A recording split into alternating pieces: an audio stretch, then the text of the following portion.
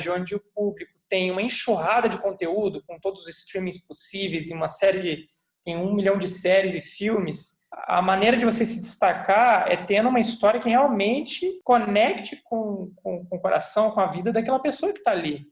Se você não consegue fazer isso, ele vai trocar para a próxima série, vai assistir um episódio, não vai ver mais e não vai engajar.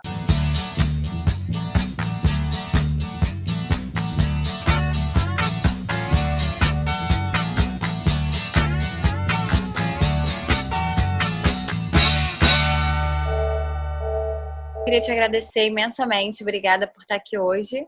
Eu que te agradeço demais a oportunidade de poder falar. Com certeza. Seu background é incrível. Eu quero que você fale um pouquinho aí dessa trajetória sua no audiovisual. Acho que quando eu tinha uns 11 para 12 anos, eu comecei a jogar RPG, né? Que são aqueles jogos de interpretação de personagens. Eles se jogam em volta de uma mesa onde as pessoas interpretam personagens e cenas e criam histórias e narrativas e tudo mais. Quando eu descobri isso nessa época, eu fiquei maluco, assim. A gente criava muitas histórias. Então, assim, mais ou menos nessa época, eu já tinha muito claro que eu queria trabalhar com cinema. Parecia que você gostava mais de animação e tal.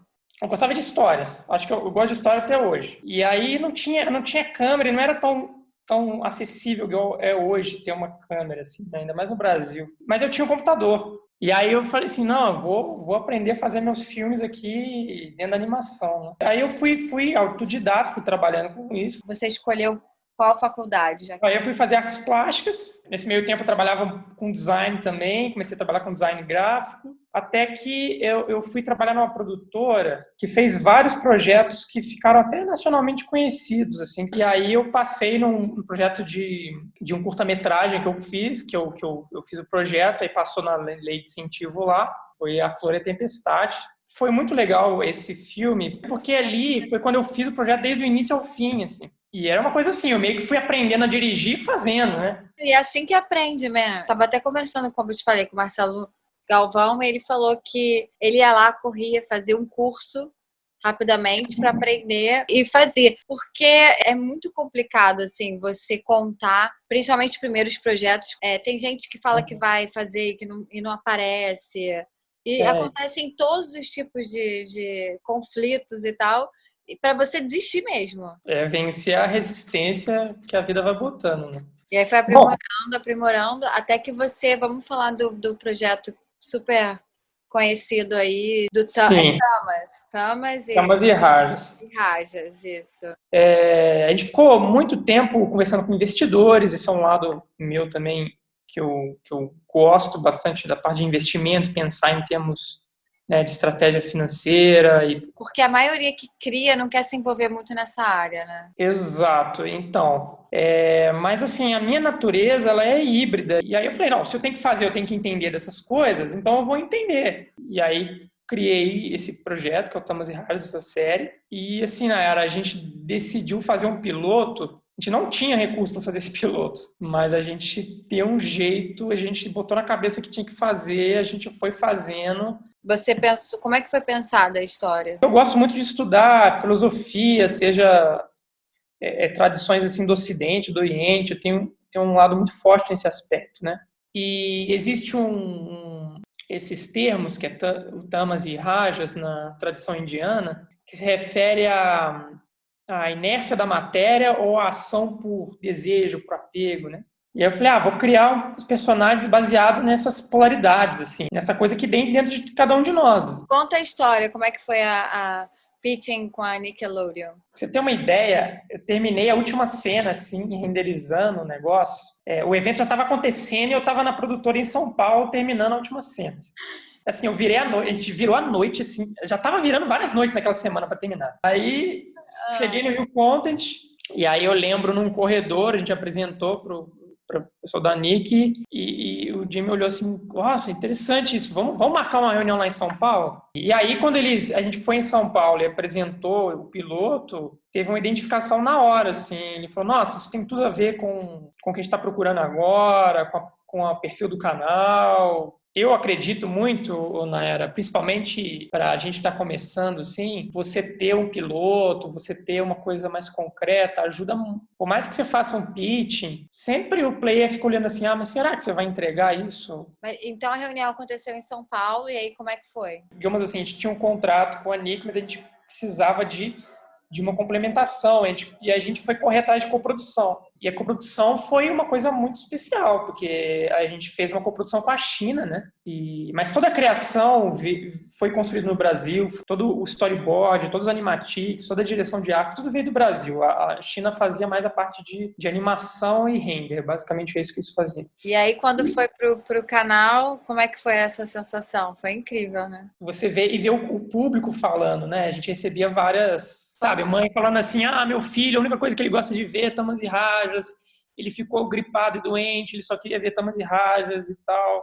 E eu acho que tem uma coisa muito legal nessa série, que é assim, eles são muito diferentes um do outro, mas acima de tudo eles são sempre amigos. E aí você decidiu abrir a sua própria empresa? Bom, a série foi bem, assim, ficou durante muito tempo, assim, no top, assim, do canal. E aí eu criei minha produtora nova, que eu queria construir alguns conteúdos que eu sonhava, assim, que eu sonho. Tá, então estamos esperando aí os projetos que estão saindo do forno. Eu já tive algumas conversas aqui no Brazilian Planet sobre a questão dos editais, dos incentivos, como é difícil, né? Como você vê esse movimento? O que você acha que vai ter alguma mudança com as plataformas streaming? Sim, os streamings têm balançado muito, né, o mercado, a forma de financiar as coisas. E tem uma coisa muito legal que tem acontecido nos últimos tempos, né? Projetos que vêm de localidades assim, que estão fora dos países onde comumente se saem os filmes, né?